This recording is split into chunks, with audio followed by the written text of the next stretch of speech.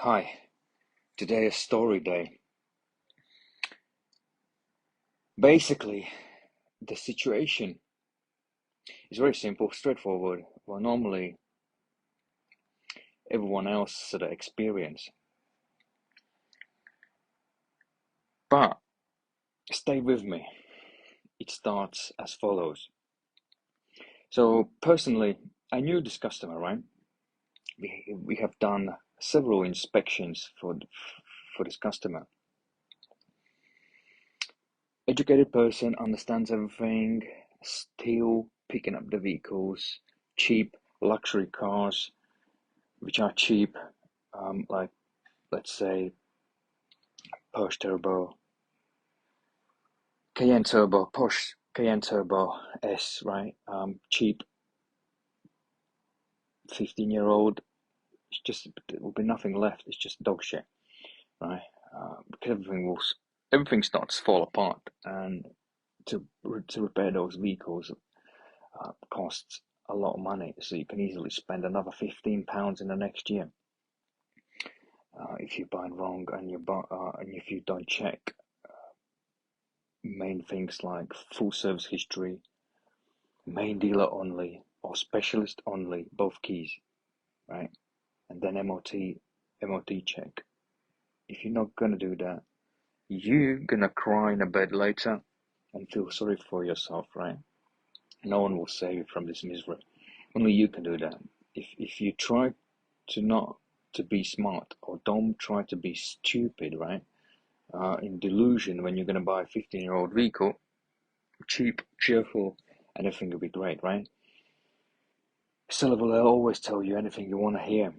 So he just brainwash you, and you will get your excitement will take over your mind, and you will lose all of your money in next year. So the moral of the story is, don't be stupid, mate. Don't make a stupid decision where, let's say, God already tells you when seller actually refuses their inspection. So this story is about um, customer have found a vehicle which is 15-year-old, 13-year-old vehicle, right? And it was reasonable service history apparently, but this customer says the seller doesn't allow inspections. That's a red flag. And I told him, look, there's no point doing it. You're going to be wasting your time. But somehow, people being smarter than they are, or they somehow assume there'll be light at the end of the tunnel. It could be, it could be right. But what happened is he ignored what I explained to him. I said, look, there's no point doing an inspection. They're not allowing it. However, as I was in this area, he said, look, I will pay for the inspection, just the basic, just a quick walkover. Okay, I said, look, okay, I will help you out, but like I said, it's your responsibility. So I went there, did basic checks. The place was already with some weird gates where they're locking things. The seller was just a random seller like you normally see in a small port cabins, just quick in, quick out, buy the car and just bugger off. No one wants to see you again. That sort of place, that impression the place leaves, right?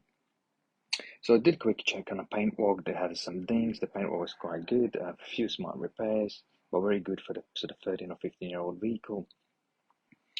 Uh, check the VIN numbers just in case, matching. If it was convertible, the roof was working. It was good tires with good brakes. There was nothing. There's no obvious leaks. Engine started. It was warm, but it was started all right. Left it running. Asked them, can I do the diagnostic scan? They refused. They rejected. I was blinking my eye, thinking, but I mean, overall, it wasn't a dog, right? So they put a trade plate, so they allow me to road test. So I was just giving a direct opinion for the customer. So I sort of as a friend, right? But so we drove the vehicle, was driving fine, was selecting gears okay. Everything was sort of found. The oil level was okay. There was some sort of weeps in the middle of the engine, as it was a 3.2 liter V engine. You know, what can you expect? It was clearly sort of reasonable car for its age, you know, in general. I think it was £5,000 as well, so everything looked legit. No leaks. Cooling fan came on. Everything what you can visually see is sort of fine, right? I left it. The only thing, the key wasn't working, the fob wasn't working, wasn't locking and unlocking, because it could be a body control module on these Mercedes cars, right? So I said, look, change the before you do anything, put a new battery in, see if the remote works.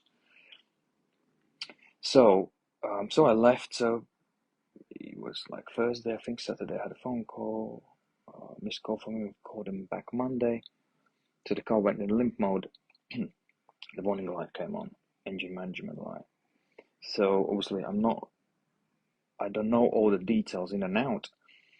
So the customer took this vehicle to his garage. So they did a diagnostic scan and they found there was a speed sensor on the gearbox of one of the actuators. In the gearbox, it was automatic. So therefore, I'm not sure actually whether he went in the limp mode or it was the warning light was just on. I'm not sure whether the vehicle lost power. I didn't ask that many questions. But he phoned me. I said, look, this will happen. And he was right. You know, he was right. I will never buy a car without an inspection, you know. But this particular customer, you know, he had experience because we checked like 4 cars for him. And all of them was, whatever looked good or looked great, he was just human. It was turned out to be a bad vehicle. And he didn't follow advice at the beginning. If they rejected the car, if the seller rejects the inspection, don't buy it. The moral of the story is, even if you just looking around with friend, as I was with the customer, so that as a friend, right? Even the vehicle looks kind of alright, so that feels alright. It doesn't mean it doesn't have some sort of latent issue. So the moral of the story is, never buy the vehicle without an inspection. Check before you buy. Make sure it has full main dealer service history, especially if you buy an old cheap car. Make sure you check it. I will stop this moral of the day. You know, you do whatever you want to do, but this customer, feel sorry. You know, but that's what I'm saying. The point of what we do on inspections, all of our packages has diagnostic scans. So we check the main issues: battery test, charging, cooling system, transmission operation, any leaks, oil leaks, any potentially you can see water ingress in the boot, and any odors, any smells, you know, carpets wet or dry. Diagnostic scans are done twice. After the ground checks, vehicle is left running when underside of the is checked. Depends on inspection package. The underside is checked from on a standard and on a premium inspections. So the vehicle is left running. Even on a basic is left running, because basic also includes diagnostic scans. So what I mean by diagnostic scan, while the vehicle is left running, all another checks are carried out. The oils, like I mentioned, the fluid levels, etc. The vehicle warms up, everything warms up, transmission warms up, alternator warms up, water pump, everything sort of starts warming up. And if there are any sort of discrepancies or any issues, there will be some audible noises from cold or from hot. The vehicle will not restart from hot, or might struggle to start from hot. Diagnostic checks when the fault's been cleared, how long ago the fault's been cleared, what fault codes are there, so the diagnostic initial scan is saved. An inspector checks the faults whether they are current, permanent, pending. On certain systems, they are quite important what faults they are and what it is. Could it cause any potential issues? Let's say particularly that gearbox issue, the gearbox sensor, or the or the solenoid for the switching, right? For transmission, for the gears, etc. So diagnostics can reveal these things. Uh, has the vehicle been clocked? The potentially mileages. It's not on every vehicle. It's not always straightforward because it's a generic professional scanner. Some cars, like Japanese, has less information, etc. But it's not important. So the main thing is to catch out that potentially what we do in an inspection is we are like a detectives, like a lawyer or like a prosecutor, finding information, asking seller questions. You know, if there are faults cleared and what's the distance since clearing the faults is why they've been cleared. Is there any service book? Is the service invoice present? Has there been any repairs carried out on a vehicle? And what has been done? Why? You know? So once the inspector is ready for the road test, the vehicle is taken for the harsh road test, not like you would be driving the vehicle to the local coffee shop or the local convenience store just to buy a milk on Sunday morning, but it's been driven harshly through different loads on the engine to stress the vehicle in general to see if there's any issues, like could it be potentially with ABS or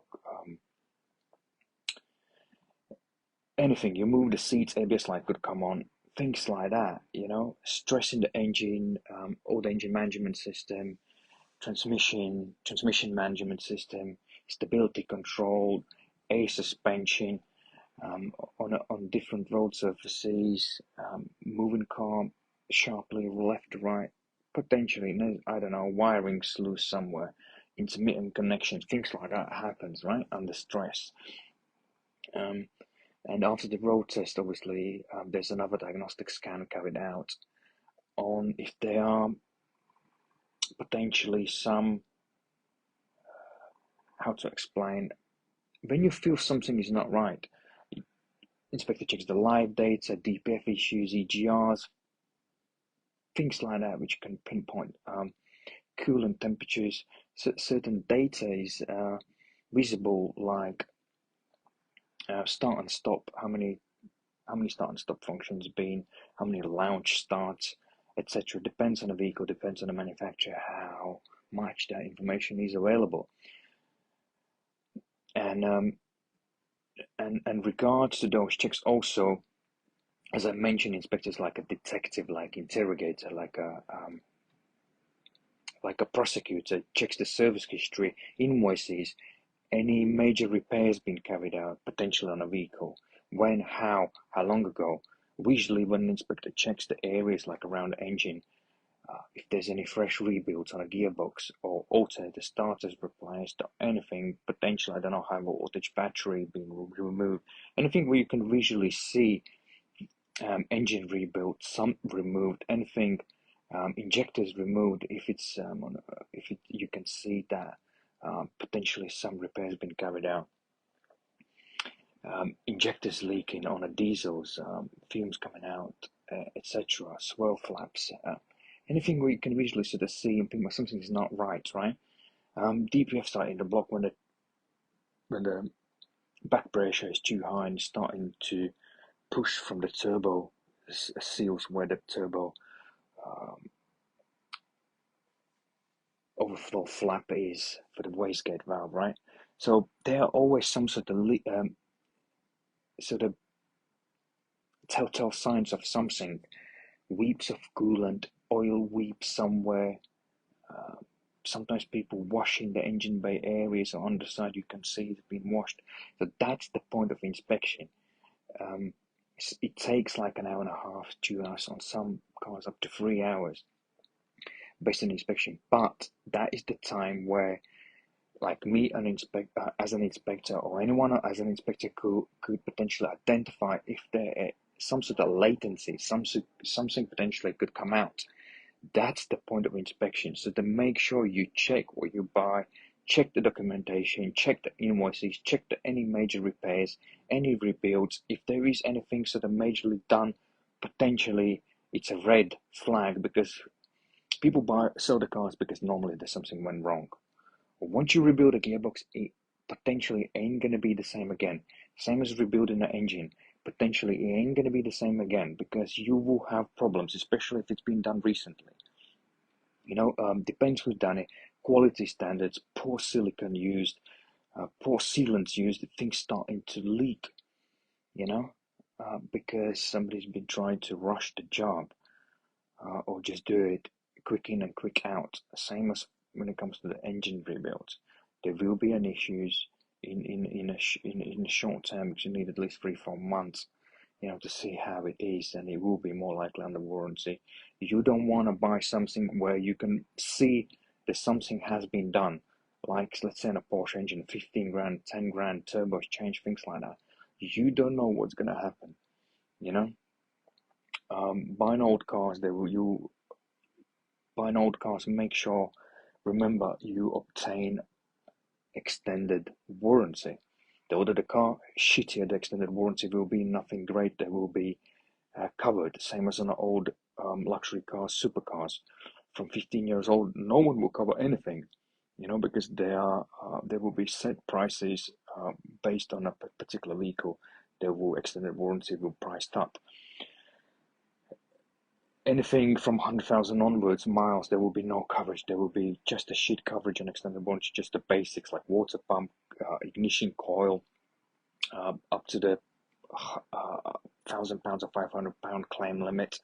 We ain't gonna cover the engine, the gearbox. There will be certain aspects only covered, like a battery will be covered, starting with some basics. At least you will have something covered, right? But like I said, if you want to buy something reasonable, buy from 3 to 7 max, less mileage, less owners as possible, full main dealer service history, or specialist only if you want a good car. There are so many shit things around. There's so many shit sellers selling shit stuff, auction shit junk.